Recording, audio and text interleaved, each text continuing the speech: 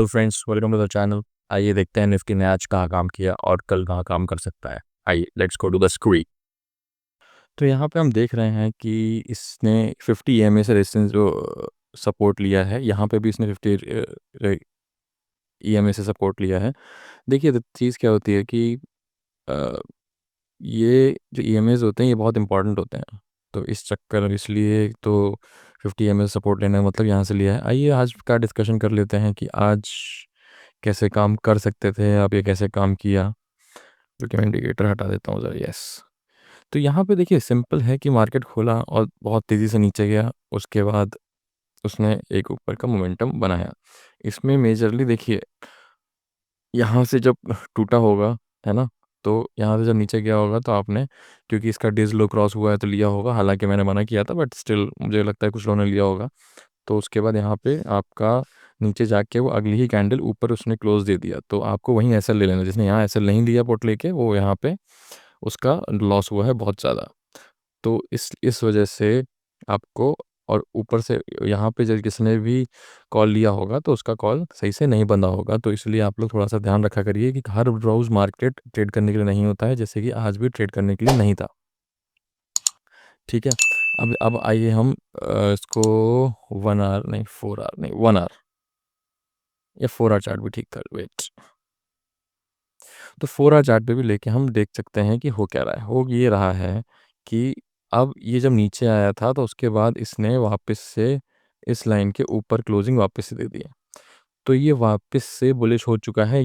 But but बहुत बड़ा but है ये, कि आपको इसके ऊपर, जैसे इसके नीचे एक बार क्लोजिंग दे दी थी वैसे इसके ऊपर एक बार क्लोजिंग दे दी। इसका कुछ भी मतलब नहीं है अनटिल इसकी फॉलोअप कैंडल नहीं बनती है यहाँ पे।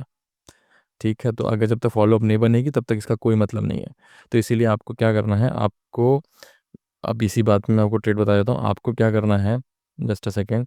हाँ, 15 मिनट से जाते हैं वापस।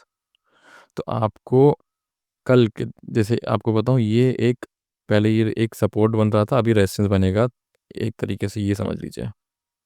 रुकिए एक minute, I will draw it properly. नहीं तो मैं आपको लेवल ऐसे बता देता हूँ। 170, 170 के आसपास ये जो है ना, यहाँ से देखिए इसने गिरा था, है ना, यहाँ पे इसने सपोर्ट लिया था, यहाँ पे नीचे आया पर रह नहीं पाया, उसके ऊपर आ गया। तो ये 170 का जो लेवल है ये बहुत इंपॉर्टेंट है।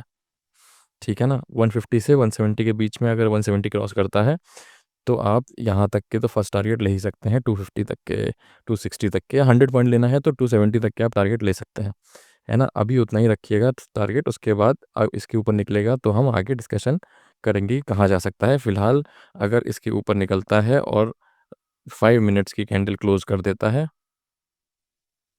तो आपको यहाँ पे एक ट्रेड जनरेट करना है 270 या 100 पॉइंट्स के लिए। अगर मान लीजिए आप 280 पे लेते हैं तो 180 पे ट्रेड लेते हैं तो 280 तक के लिए। अगर आप 160 पे लेते हैं तो 260 के लिए। अगर 150 के ऊपर निकल के 5-10 मिनट की कैंडल क्लोज देता है तो आपको ऊपर की तरफ लेना है। अब नीचे की तरफ कैसे लेना है, कहाँ लेना है, तो आपको क्या करना है, आपको इसको 25,000 के नीचे जाने का वेट करना है। अगर ये 25,000 के नीचे जाता है तो फिर से आपको ये 900 तक का टारगेट दे देगा। ठीक है ना, आपको 100 पॉइंट्स यहाँ लेने हैं, अगर ऊपर जाता है 100 पॉइंट्स यहाँ लेने हैं, अगर नीचे जाता है। इस जोन में रहता है तो अवॉइड करिएगा, क्योंकि ऐसे बहुत ही वोलाटाइल हो सकता है। ठीक है ना, आपको इस जोन में पूरा अवॉइड करना है। ठीक है, समझ गए। कोई कन्फ्यूजन हो तो वीडियो को बैक करके फिर से देख लीजिएगा। अब आइए आगे डिस्कशन करते हैं अबाउट SGX निफ्टी। वो कहाँ पे है, क्या क्या क्या ये कहाँ खुल सकता है। FIDI डेटा देखते हैं कि कहाँ पे वो हमको आगे काम कर सकता है और हमको क्या उस पर देखना है। ठीक है, आइए let's see. SGX Nifty 117 point ऊपर चल रहा है। हाँ, एक और न्यूज़ आई है कि जेन स्ट्रीट को फिर से अलाउ कर दिया है ट्रेडिंग करने के लिए। तो जिसको BSE और CDSL या कोई भी वो शेयर इंडिया या ऐसे करके कोई भी स्टॉक लेना हो जिसमें ब्रोकरेज, मतलब ये समझिए जिस टाइप के स्टॉक्स हैं, मार्केट रेटेड स्टॉक्स जो बोलते हैं, उनको लेना हो तो वो लेने का टाइम आ चुका है। तो उनको फिर से ले लीजिएगा। कल वैसे भी ये सब तेज़ी रहने वाली है। आइए देखते हैं कि एफ आई ने क्या किया। FI ने बहुत सारा पुट सेल किया है, इसका मतलब वो बुलिश है। यहाँ पे फ्यूचर्स बाय किया है, ये भी बुलिश है।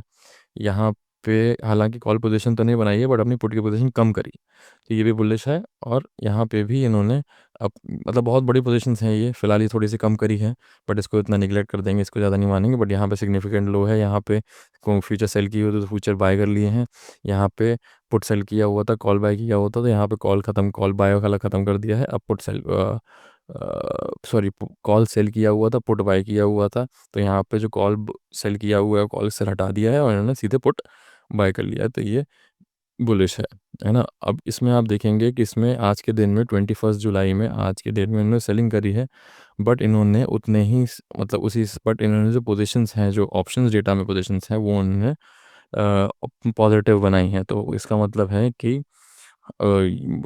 कल की डेट में मार्केट ऊपर की तरफ जा सकता है।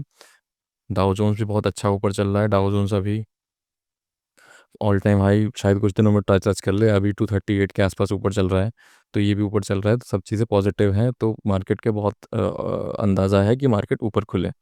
ठीक है, तो ढंग से ट्रेड करिएगा। अगर नीचे खुलता है तो आप तुरंत ले सकते हैं, और जैसा मैंने बताया कि आपको एक लेवल है 25,000 के नीचे निकल जाता है तो फिर आप उसको पुट में ले सकते हैं। 125 150 के ऊपर निकल जाता है तो आप उसको कॉल में ले सकते हैं। 25,000 से 25,150 तक का बीच में नो ट्रेडिंग रखिएगा, कहीं पे भी जा सकता है। ठीक है, और जिसने जो लोग यहाँ तक देख चुके हैं वीडियो, उनसे प्लीज़ रिक्वेस्ट है कि सब्सक्राइब कर करे बिना ना जाएं। बहुत लोग वीडियो देखते हैं पर सब्सक्राइब नहीं करते हैं। Thank you so much.